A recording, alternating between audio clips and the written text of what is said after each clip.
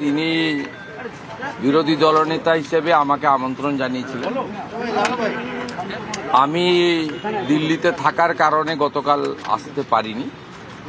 আমি গতকাল সোশ্যাল মিডিয়াতে আমার ভেরিফাইড অ্যাকাউন্ট থেকে ওনাকে ওয়েলকাম করেছিলাম। আজকে আমি ওনার কাছে দেখা করার জন্য কাল রাত্রে আমার অফিস থেকে মেল করা হয়। উনি 11টার সময় আমাকে টাইম দিয়েছিলেন। আজকে আমি মূলত সৌজন্য সাক্ষাৎকারের জন্য এসেছি। ওনাকে আমি অরেঞ্জ কালারের গোলাপ দিয়ে বরণ করেছি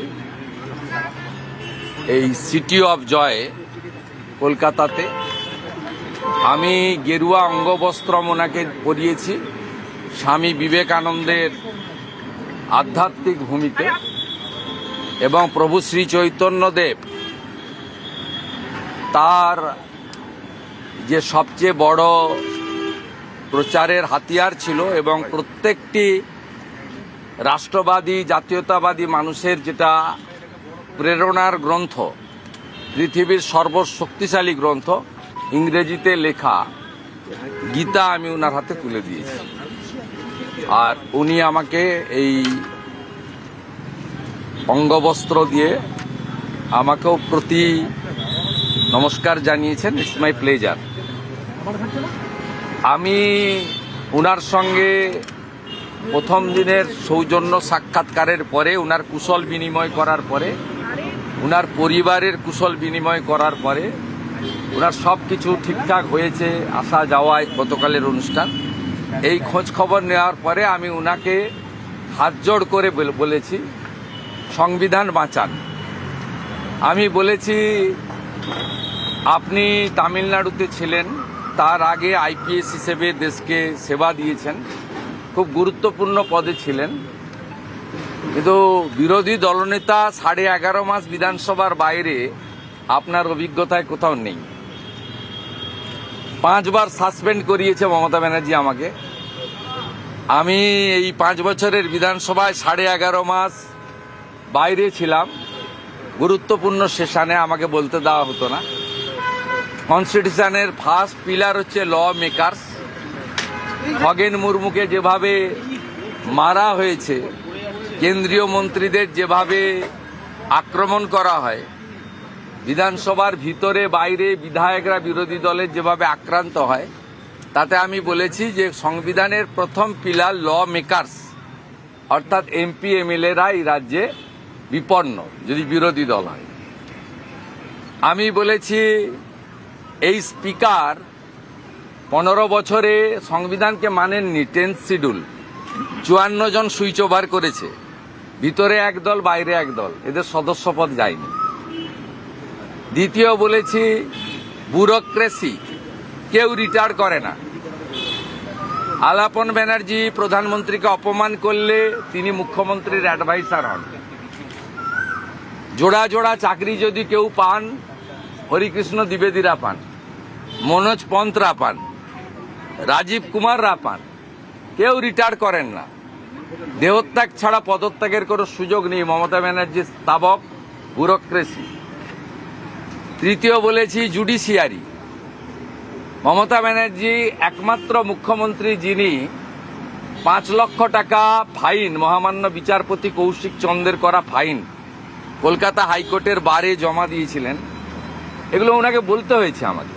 আমি যেটুকু সুযোগ পেয়েছিলাম প্রাথমিকভাবে ওনাকে আমি বুঝিয়ে, উনি তো সংবিধানের প্রধান, তাকে বলেছি জুডিশিয়ারিতে কিভাবে মহামান্য বিচারপতি রিটায়ার্ড বিশ্বজিৎ বসু, মহামান্য বিচারপতি রিজাইন প্রাক্তন অভিজিৎ গাঙ্গুলির এজলাস, কিভাবে মহামান্য বিচারপতি অমৃতা সিনহাকে অ্যাটাক করা হয়েছে, কিভাবে কিছুদিন আগে আইপ্যাকের ঘটনা যাতে সিবিআইতে না যায়, ইডির রেড, মাননীয় বিচারপতি শুভ্রা ঘোষের এজলাস ভণ্ডুল করে দেওয়া হয়েছে ল কলেজের তৃণমূলপন্থী স্টুডেন্টদের নিয়ে গিয়ে।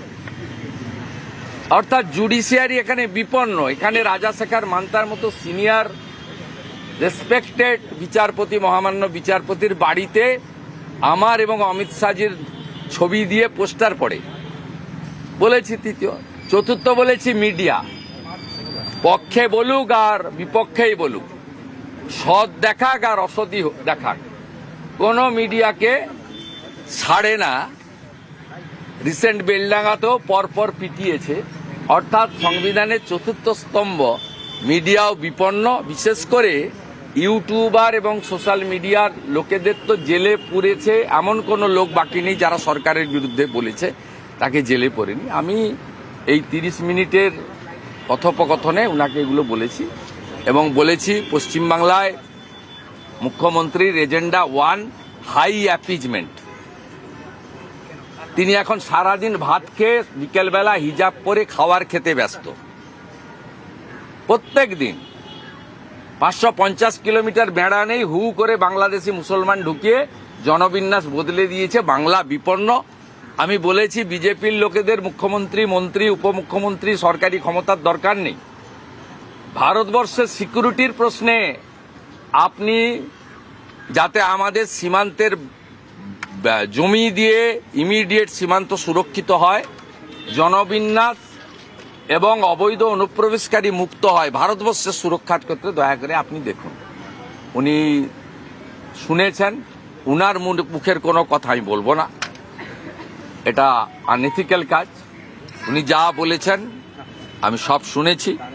প্রথম দিনে যেটুকু উনাকে ব্রিফ করে দেওয়া উচিত ছিল, as a responsible leader of opposition of the state, to save our constitution, to save our democracy, মুক্ত করো ভয়, ফিয়ার সাইকোসিস কাটানো বাংলার। বড় কথা হচ্ছে ভয়, সবার চোখে মুখে ভয়, কে দেখছে, কে দেখে নিচ্ছে, কে বলছে, সবার ভয়। এটুকু বলার আজকে বলেছি। আমি হোপফুল যে উনি ব্যবস্থা নেবেন। তবে একটা কথা বলতে পারি, রাষ্ট্রপতি দ্রৌপদী মুর্মু মহোদয়ার সঙ্গে যা ঘটেছে এটা নিয়ে কিন্তু সকলে উদ্বিগ্ন। আমি কাউকে আবার বলছি, মিসকোট করব না, সকলে উদ্বিগ্ন। আমি স্পেসিফিক বলেছি যে রাজ্যে রাষ্ট্রপতি মহোদয়ার প্রোটোকল মানা হয় না, সিভিক ভলেন্টিয়ার পাঠানো হয় তার নিরাপত্তার জন্য, তার অনুষ্ঠান স্থলের পারমিশন হয় না, জায়গা চেঞ্জ করতে হয়, সেই রাজ্যে আর কিছু বাকি নেই। Please take strong action against existing chief secretary and DGP. আমাদের মাননীয় রাষ্ট্রপতি মহোদয়া শুধু রাষ্ট্রপতি মহোদয়া নয়, একজন আদিবাসী মহিলা, সম্মানীয় মহিলা এবং একজন নারী শক্তি, তার সঙ্গে যে আচরণ করেছে, এর থেকে একই আচরণ করেছিল আলাপন বন্দ্যোপাধ্যায়। তিনি অবসরকালীন সুযোগ এখনো পাননি, কোর্টে মামলা চলছে। নন্দিনী চক্রবর্তী এবং পীযূষ পাণ্ডে, এই দুজনের এগেনস্টে ব্যবস্থা নেওয়া উচিত। এই বিষয়ে মাননীয় রাজ্যপালকে উইথ ফোল্ডেড হ্যান্ড বিনীতভাবে আমি বলেছি এবং আমি আশা করব রাষ্ট্রপতি মহোদয়ের সঙ্গে যা ঘটেছে এটা ক্লোজ চ্যাপ্টার হতে পারে না, ইটস এ ওপেন চ্যাপ্টার। এর বিরুদ্ধে ব্যবস্থা নিতে হবে এবং ব্যবস্থা নেওয়ার জন্য যা যা করণীয় আমরা সব জায়গায় বলবো। ভবিষ্যতে প্রয়োজন হলে যেটা যেটা করা দরকার করতে হবে। চিফ সেক্রেটারি এবং DGP should sack and departmental proceeding should start, এটা আমি আমার বক্তব্যে বলেছি। আপনি এর আগে বহুবার নির্বাচন নিয়ে কিছু বলেছেন, আসন্ন নির্বাচনে ওনার ভূমিকা? না, এখনই নির্বাচন ঘোষণা হয়নি, নির্বাচন নিয়ে আমি বলিনি, আমি পলিটিক্যাল কথা বলিনি। আমি যা বলেছি আপনাদের কাছে, এর আগে আমি সংবিধানের 4টে পিলারের কথা বলেছি, রাষ্ট্রপতি মহোদয়ের অপমানের কথা বলেছি, জাতীয় সুরক্ষার প্রশ্নে বাংলাদেশি মুসলিমদের অবৈধ অনুপ্রবেশকারী মুক্ত করার কথা বলেছি। বাংলা বিপন্ন, 85% হিন্দু ছিল 51 সালে, এখন 65% হিন্দু হয়ে গেছে। রাজ্য দখল হবে, কার জিতে হার হবে, রাজ্য দখল হবে, কার জিতে হার হবে। নেতারা ভাবছে আমাকে, আমরা ছাড়বো না জমি, আমরা ভরসা আগামী, আমরা ছাড়বো না জমি, আমরা ভরসা আগামী। জনগণ দেখছে আমাকে।